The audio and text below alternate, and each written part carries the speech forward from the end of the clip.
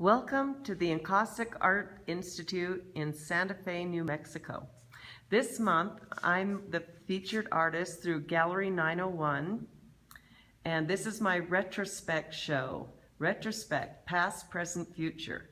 And anyway, 3.5 years ago when I moved to Santa Fe, my first show, I kind of took my images that I had and made kind of sepia tone prints, framed them, and it was kind of a salute to Edward Curtis.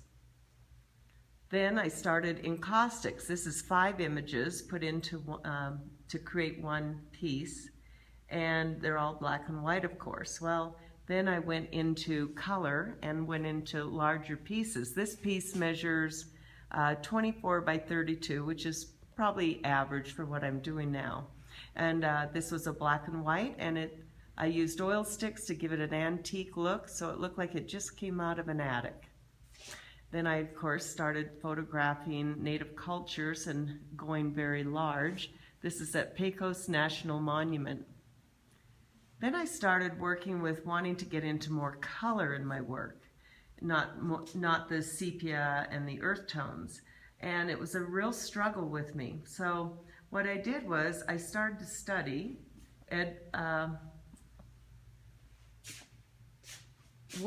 Andy Warhol, and using his color palettes to see how they work.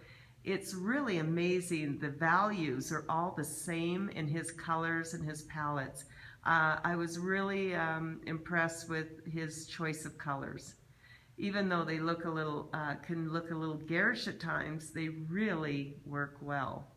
So once I got into my color, I started using color in different ways. Of course, these are a little bit more sepia, but I'm starting to get there. The bison are one of my biggest selling iconic images, so I use the bison quite a bit. Then, of course, here I'm starting to explode with color. This is Shiprock. It's kind of a beacon of the 4 corners. So then I started taking my images and using oil paints on top. So I'm making real transparent oil paints and painting on top of the image to give it a one-of-a-kind art quality. So my photographs become underpaintings.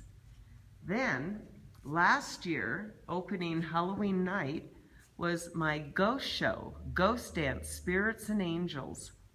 It was 200 people came and looked at the show. I had a lot of press. It was a great show. And a lot of the people that posed for me were my friends. They all wanted to be the models. These are all ghost stories that took place in northern New Mexico. And these are all in-camera effects, no Photoshop.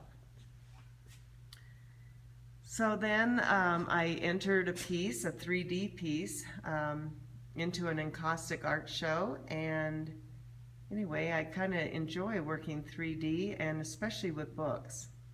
Here's another piece I did, Sitting Bull, and he is also a black and white photo that I used oil paints on. Here's reclaimed wood, a recycled piece.